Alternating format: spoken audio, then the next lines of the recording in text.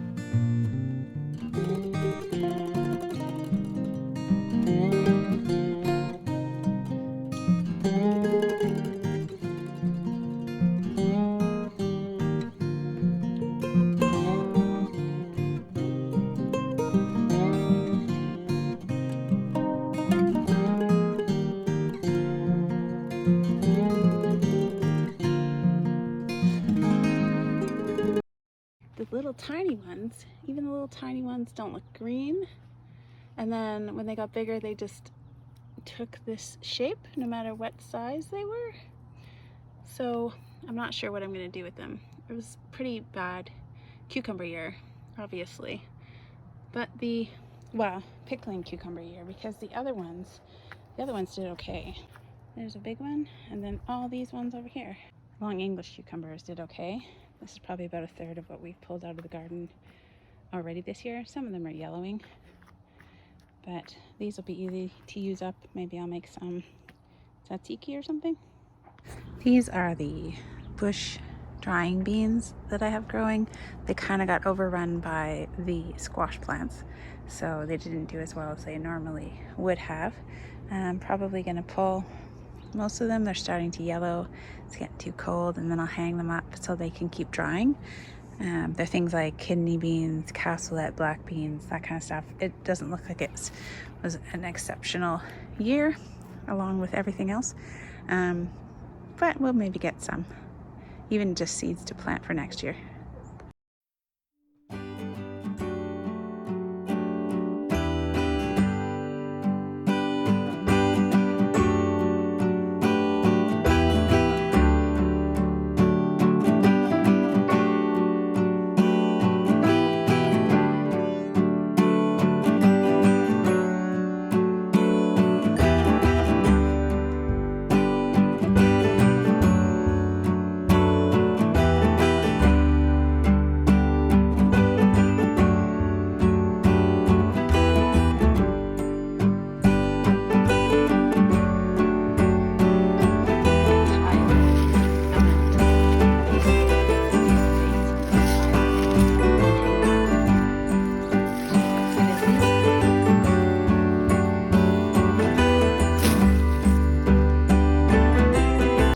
After I harvest the plants, or I pull the bean plants out, I bring them up to my deck and dry them. And then once they're at this stage, really, really dry, then I cut them off the plant each. It's quite a process. And then I go through them and I take all the beans out. Open it up. After I open it up, they just kind of fall out and I end up with black beans.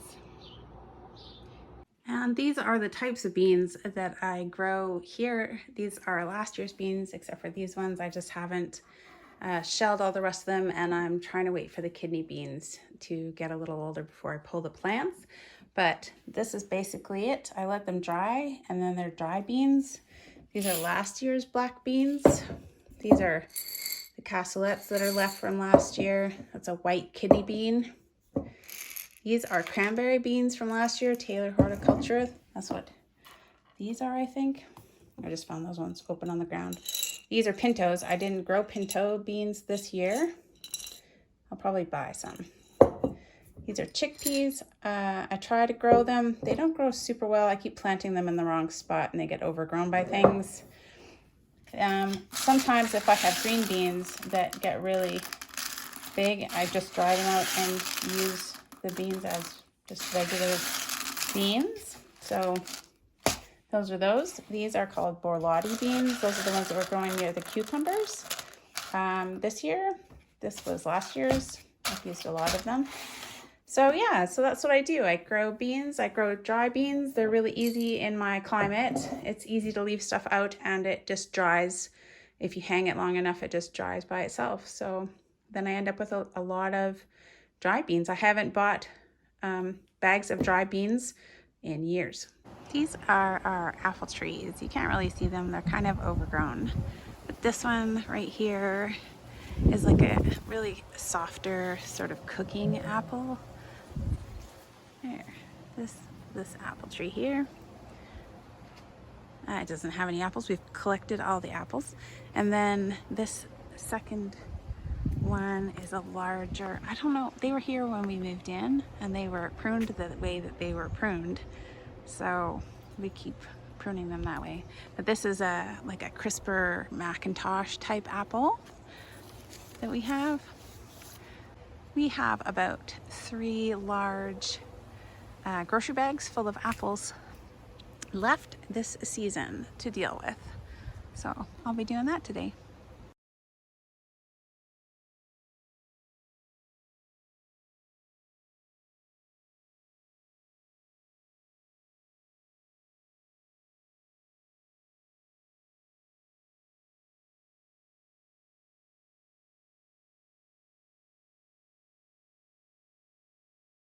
These are the apples that I'm going to use to make the jelly. I'm going to cut the blossom end off, so this end and the stem end off, but I'm not going to core them. I'm just going to quarter them and put them in this pot and simmer them, bring them to a boil, kind of mash them a bit, and then simmer them for about half an hour. I kept out some of the apples that I thought looked pretty good. They're the best looking ones. I might make an apple crisp. The book that I'm using for my canning is this book, and if you're interested, I will provide a link in the description below. Bernardine Complete Book of Home Preserving.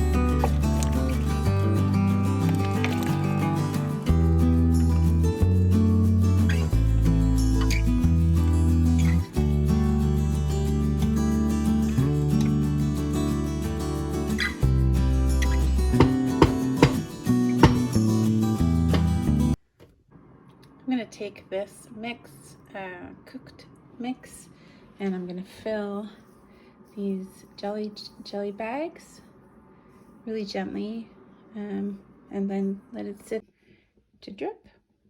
I am running out of space, so I'm going to have to build my other jelly bag setup, which is this bag. It comes with this ring, and then you build the legs. I bought it on Amazon. I'll put it together. You screw these legs in and it stands up.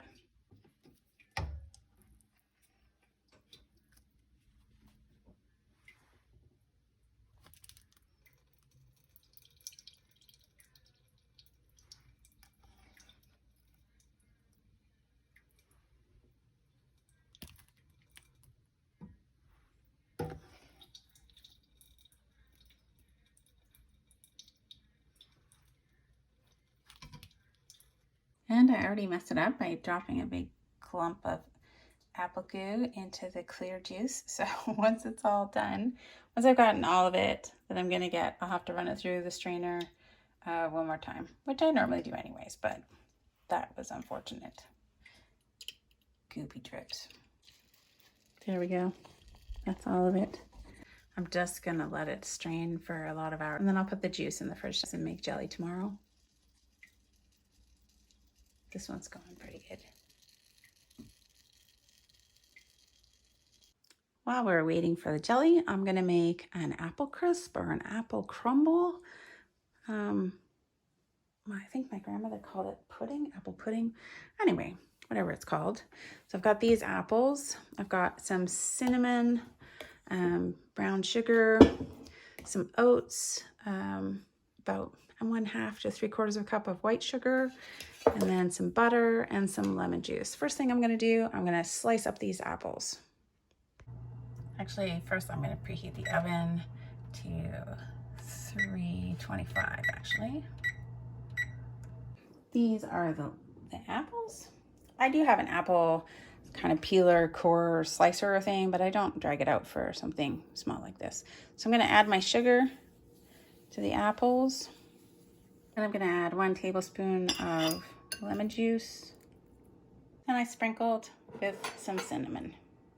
Actually, for the top, sometimes I just do oats and brown sugar, but today I'm gonna add a little bit of flour. The original recipe that I follow, that my grandmother's recipe, was flour and brown sugar and butter the size of an egg. I don't know how big an egg is, but and I kind of switch it up to add oats sometimes, but today I'm gonna do half and half flour, half oats. So I didn't have quite a cup of brown sugar, but I got about 3/4 cup. I'm gonna soften up maybe this much butter.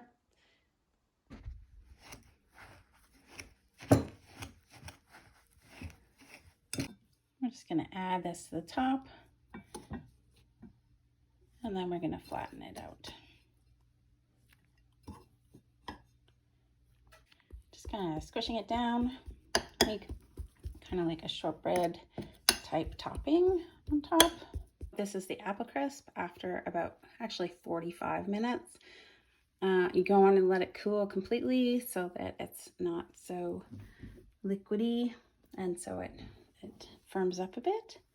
We're gonna make apple jelly today. It's nice and a pink color. I'm loving it.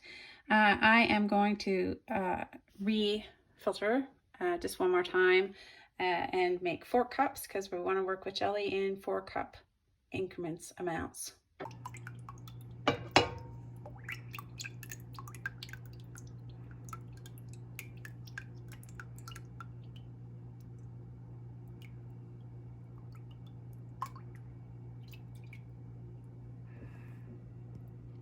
But while I'm making the jelly, I'm gonna start getting my counter warmed up. I love this stainless steel water bath counter. I used to have a couple of the old enamel ones where they get chipped eventually and then they rust and they're no good. But this stainless steel one, that doesn't happen. Plus you can see into it. It has a gauge on the top, depending on what altitude you're at, when to start canning. I think it's a great thing. I'll leave a link in the description below if you want to check it out.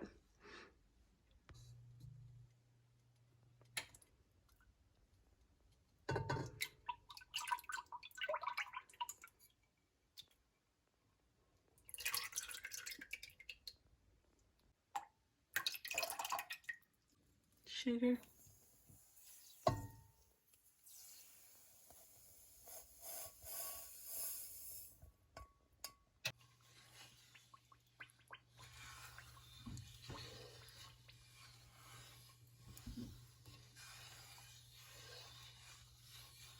Some things that you're going to need, and if you're going to try to can things, is this is a can lifter to grab them out of the hot. Then you're obviously going to need jars with lids.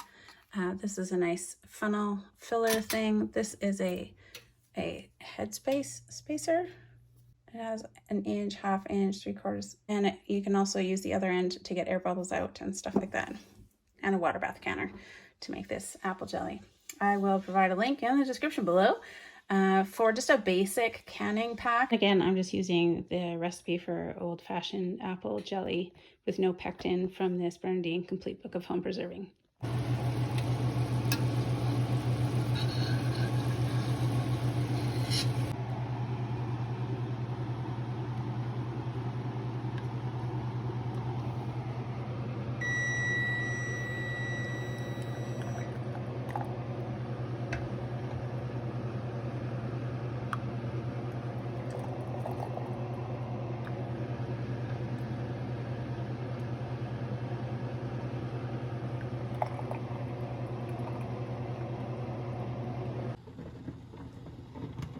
Once the canner reaches the right temperature, I'll process them for 15 minutes, 10 minutes that the book says, plus 5 minutes for my altitude.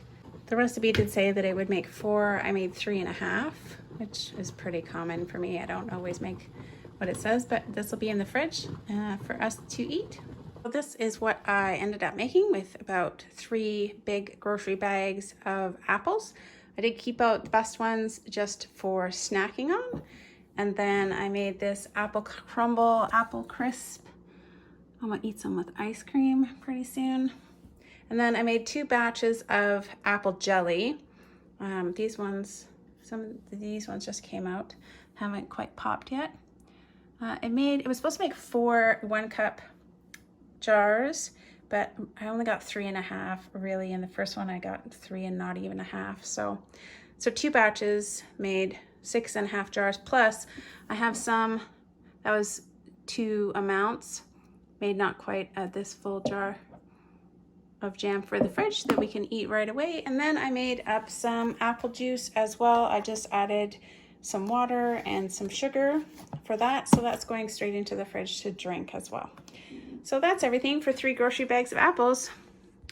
Me wandering around making food out of my stuff in my garden. Good morning, it's morning. I'm gonna make some yogurt today so that I can make some tzatziki with my cucumbers that I have. So what I need to make yogurt is yogurt.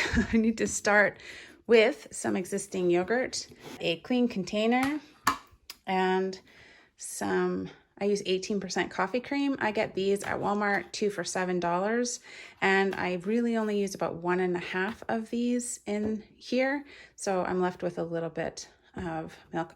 If I was to buy this at not on sale, it's about $11.99 usually.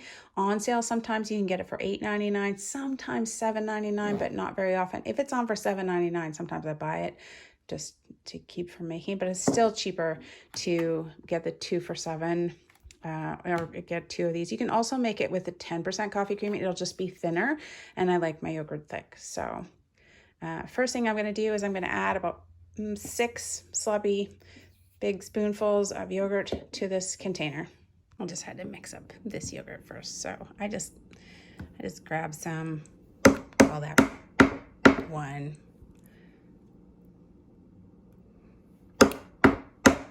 2. So then I'm just gonna start slowly adding this milk and sort of mixing it up as I go with a whisk.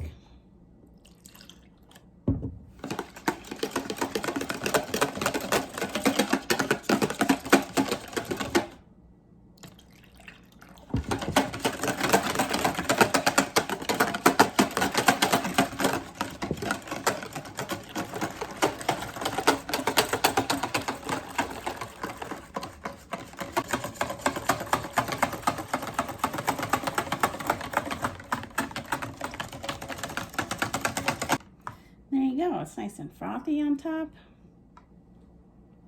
And I have about half of this liter. So I used 1.5 liters basically. I do have an Excalibur food dehydrator. I have a 9 tray. I use it a lot for dehydrating things. And it does have a yogurt making setting. I find it loud and annoying, so I don't use it for yogurt. What I have done is I have a Rubbermaid container.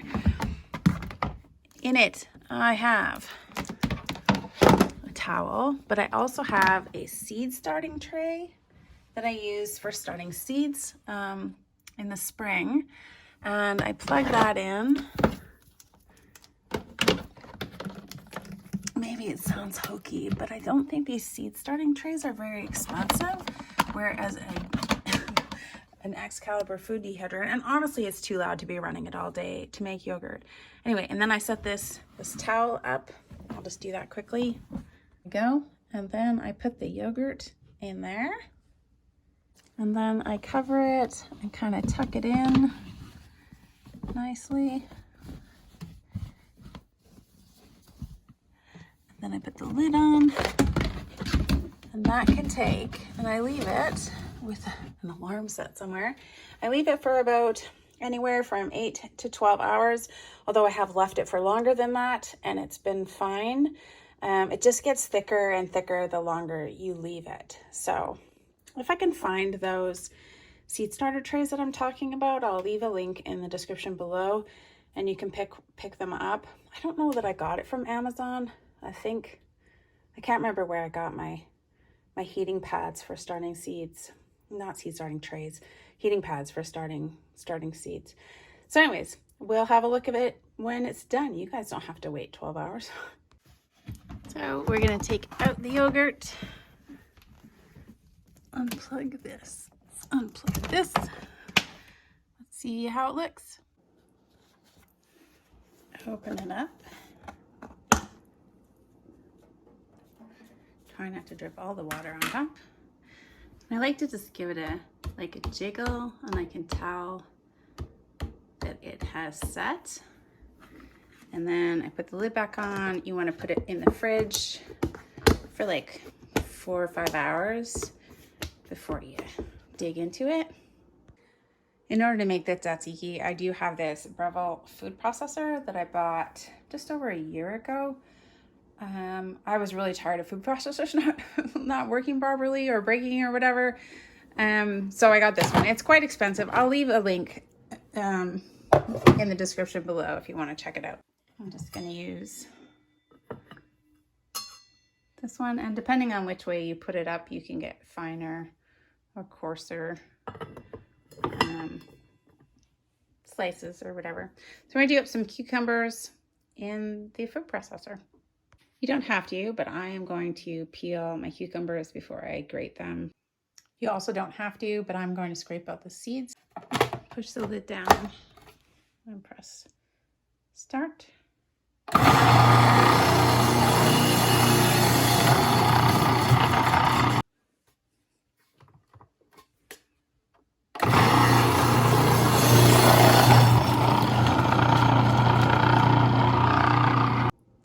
That's our cucumber, a whole lot. It's over 2 liters. I'd say 2.5 liters. We're gonna get it out of here, salt it, and then try to drain off as much liquid as we can. Just taking this middle part out. It smells really like cucumbers, like a spa. I've got this coarse salt. I'm just gonna add salt sort of, you know, each sort of bit, and then mix it up. Not too much salt. If you want to mix it up, it'll help all the water get out. I just dumped out probably 3 cups that was in there just right away. I just finished filling this, and it's dripping like crazy. So I'm gonna leave it for a couple hours, emptying it if I have to regularly. Maybe I'll set this colander up on a jar or something out of the liquid. There we go. Usually I just drain it in the sink, but I have a bunch of dishes to do, so I need it out of the way. It has dripped for a long time, and it's, you know, lost a lot of its water, but we're gonna do even more. We're gonna squeeze it, get the rest of it out, and then start mixing up the tzatziki. And I squeezed that much more out with my hands. But we're still not done. I'm going to squeeze it in this clean tea towel. And again, we got that much more juice and water out by squeezing it in the tea towel. And we're left with about this much cucumber. We originally had about 2.5 liters of cucumber, and now it's a lot less. So we're gonna start adding all the other ingredients. I'm gonna add maybe a couple cups of the yogurt, some lemon juice, some olive oil. I don't have any fresh dill right now. It's late in the season, so, but I do have some dried dill, so I'm going to add that. And then I don't have any mint either, so but I did dry this mint from our garden earlier this season. A couple of cloves of garlic and a little bit of salt to taste. Here's that yogurt that we made, nice and thick.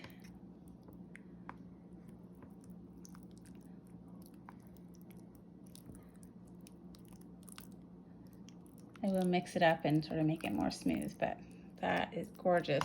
Love it, just the way I like it. After I mix it up, that's what it looks like. And there's all the ingredients: yogurt, cucumber, dill, mint, garlic, olive oils, lemon juice. I'm gonna mix it all up, and a little bit of salt.